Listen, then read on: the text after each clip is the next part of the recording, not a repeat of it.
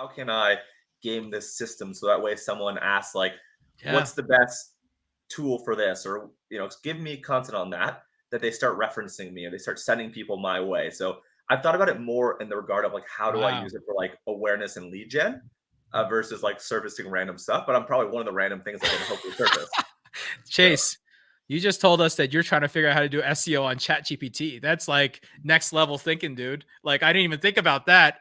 Wow. How do you? How do you get ranked? How do you get prioritized? How's your content picked up? yeah, I don't Crazy. know what I'm doing, and I don't know if this matters or helps at all. Is like every device I get or every location I'm in, I'm like, do you know who Chase Diamond is? Do you know who Chase Diamond is?